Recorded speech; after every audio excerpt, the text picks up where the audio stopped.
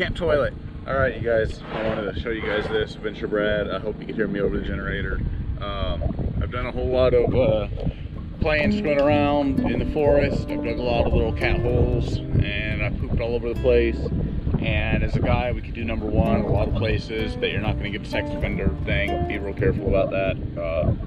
I know a firefighter that has sex offender charges because he took a whiz behind a abandoned gas station somewhere. Don't do that. Anyways, this is my favorite way to poop outdoors. Well, it's right up next to pooping in an outhouse next to a mine with a bunch of history. But this really works out good, and the reason is one, it's a toilet, nice seat. Now I want to show you guys the whole tricks of this because it's not. There's two parts of this. One is this toilet itself, which is pretty cool. It's made by StanSport, flip top, nice, easy, durable. I don't know what these things do besides just be there. You could actually take this base off if you wanted to shorten it. But right here with this extension on it, it's cool. But if you were in a spot like an RV or you're mounting it or something, you can take that spot, gain a lot of spot. It's got a little hatch in the back. We'll talk about what these magic little tasty things are in a minute. Don't eat them. They're not Tide Pods, kids. I don't think they're very flavorful. They probably taste like wood and glue. But the trick to this is it's nice, it's heavy duty. I could stand on this if I need to. I used it this morning to cook bacon off of. I just laid a table over. It's a really good table in general. I kind of want to build a tabletop just to go on top of this. But the cool thing about it is one, it's a comfortable seat.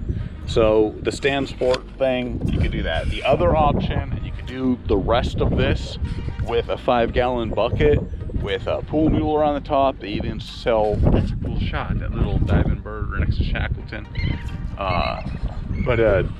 You could do the same thing with a 5-gallon bucket, pool noodle, if you're brave, just the 5-gallon bucket, or any container you could do this with. But the real trick to this is this setup. So one, I already pulled it out as my TP. I keep a roll of TP in here, bam, right out to the side. And I keep, these are 3 or 4 gallon, pretty much the smallest you could get. I get unscented because all that fragrances just set my allergies off. And this is the setup. So what I do here is I pre-set it up, and that's the thing is, this thing is always ready to go.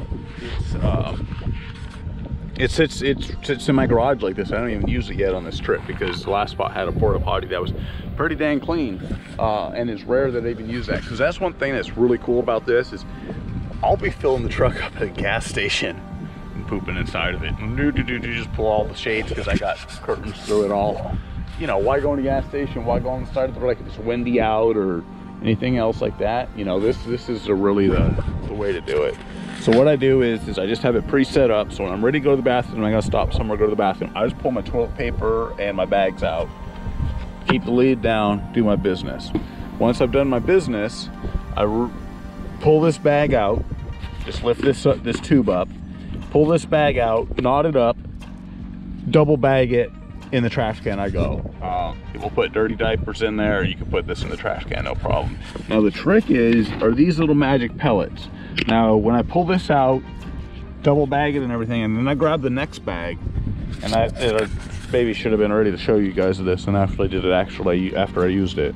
But I pull a bag out, I turn it over inside of my hand, and then I reach down with this bucket out, and I grab a handful of these magic beans. And when I'm talking a handful, I don't mean a handful like this, open hand. I mean like, don't want to lose the magic beans, those things go a long way. I mean like this, closed handful. Shackleton, hey, dude, come here. Fishies, come here. So when I'm doing this, I mean a closed handful, like a very small, so depending on your size, closed handful, like literally, that's all you need. And the coolest thing about this is I've done it before in different ways where you have to separate number 1 and number 2. For a guy, that's not a big deal, but it's still, you have to do it and you have to think about it. That little handful, like literally this much, it's just amazing how much it'll absorb. So if you guys are wondering what these is, and I haven't really covered what the magic beans are. Yeah, they taste like a pallet. Don't eat the magic beans. I'm not gonna throw that in the water. So anyways, they are animal, hamster, caged animal little pellets. They're just the little compressed potty pellets. And that little small handful, don't separate one or two, put it all in there, and these things will swell up and they will catch all the liquid. That thing will be like a giant sponge. I don't care how much you racehorse, you know, take a little squirt into that. That little small handful, it's way small. That's what I'm trying to stress to you guys big time. That bag, I've had like one of those 8-pound, like a decent sized pillowcase size bag for a couple of years now. And I think I refilled this, I'm on the 3rd refill, and I just kind of refill the bottom. I don't need that much. It goes such a long time. I'd probably go through 5 or 6 of these rolls so far of baggies. So yeah, just double bag it up. The stuff gels up really good. It takes the stink down. It's easy, it's compact, it's warm. But yeah, check it out. And like I said, I've pooped quite a different ways. Even if you look back on my channel, I show something similar, pooping in a bucket, but not those magic beans. The magic beans are the trick. So get yourself some magic beans and go camping. All right, y'all. Venture Brad out. I wanted to show you my toilet. I hope you can hear me over the guy that doesn't understand what camping is and just moves his address to place, and oh no, his normal features don't work, so he's got to bring a generator. Stay home. If you're that one of those people that feels the need to run a generator or needs a generator besides just running the microwave to cook a little bacon in the morning, stay home. Or go to an RV park that plugs in. It's very annoying.